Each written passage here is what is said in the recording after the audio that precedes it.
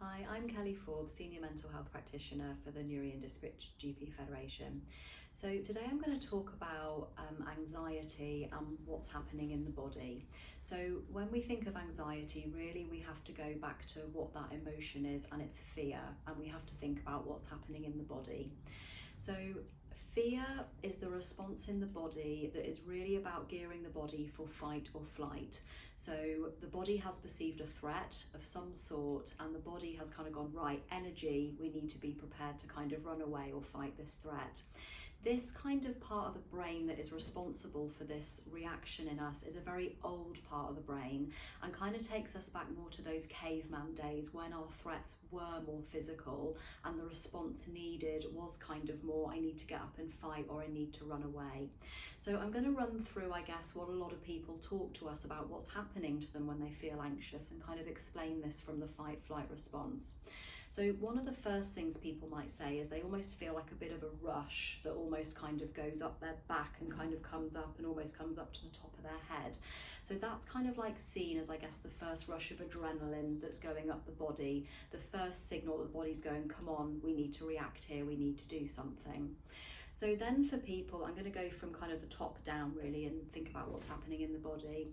So a lot of people will say, I just can't think straight. And that's really about, in this reaction, the blood flow is going to the organs that are more geared towards getting us ready to fight or run. So that's our big muscles, our heart and our lungs. So the body is kind of saying, you don't need to be solving maths puzzles right now. Right now you need to be kind of running or getting away from danger. So let's take some of that blood flow kind of away from your brain. The other thing that can happen for people is their vision changes. So for the fight-flight response, we would be really quite geared on like a certain threat, but when the threat isn't in front of us, that can kind of lead us feeling a bit disorientated with our vision. The next thing people get is almost this quite dry mouth, and for some people that can almost feel like I can't swallow, and almost like, oh my goodness, am I choking? What's going on there? So similar to blood flow coming away from the brain, the fight-flight response is quite energy heavy. So it goes towards parts of the body that need energy, and it kind of shuts down other areas that perhaps are more about rest and recovery. So our digestion is one of those systems that it kind of goes, we don't need to be digesting dinner right now, we need to be getting out of here. So that is kind of the digestive system kind of slowing down when we get that, you know, can't kind of breathe in that way. Some people can get very kind of sensitive to sound. So again, it's just the senses sharpening up, okay? The next thing people get is coming down to the chest, where I guess we get a change in breathing, because the fight-flight response is quite energy heavy, and to produce the adrenaline it needs oxygen, so there will be more breath. The body will automatically start taking in more breath. It can be subtle, you know, you might not even notice it, or the real high end of fight-flight, panic attacks, which is that gulpy kind of where we're really taking in the breath. But whatever's happening here, the chest can get tight, it can feel like our heart is starting to beat faster, and it can almost feel a bit like palpitations. But again, it's the body gearing up, it's the heart gearing up, it's the whole body gearing up again to kind of fight or flight. If we move down then to our tummy, what we can kind of get is that feeling of butterflies and churning. And again, that is the digestive system closing down, because again, we don't need to be digesting dinner if we need to be running away or fighting. So that is the digestive system closing down. The other thing we can get is really needing the toilet all of a sudden. And again, the purpose of that is basically get rid of whatever is in my body that I don't need, because that might make me a little bit lighter in some way if I need to fight or if I need to run.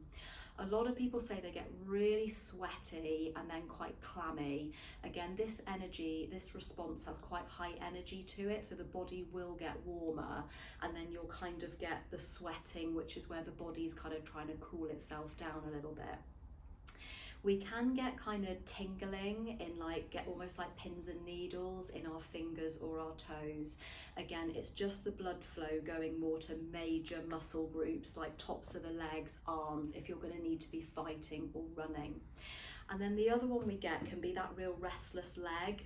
especially if you haven't got up and needed to run or fight. You know, if you're sat there, you've basically got energy kind of pulsing through your body, and your body is gearing to move. So it can all feel a bit restless and kind of agitated inside the body. So this response is 100% spot on if we need to be running away from something or we need to be fighting something.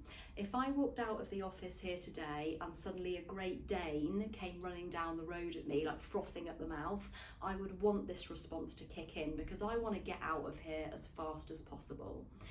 What we have now, though, is a very different life in terms of what we had back in caveman days. The other bit that we have is that we can think in the past, the present and the future. So we can have a threat come in across all different time zones. Now you might be thinking, Kelly, what are you talking about? That's just my imagination. But if anybody has been sat there thinking about their day ahead, thinking, what if my boss says this? What if that colleague says that? My friend said they wanted to have a chat with me. I've got to do this tomorrow. What if it goes wrong? You know you are sat there and not feeling overly calm when those worries are kind of racing around in your head. So this response is brilliant, but the lifestyle that we have now can mean that it does get overactivated for us a lot. And when we look at skills and strategies for managing anxiety and that fear response, we really need to first of all go, do I need to be feeling worried or scared about something right now? Do I kind of need to be on my toes and be prepared? If not, then it's about going, I'm going to apply skills and strategies to help calm the system down. Okay, thank you.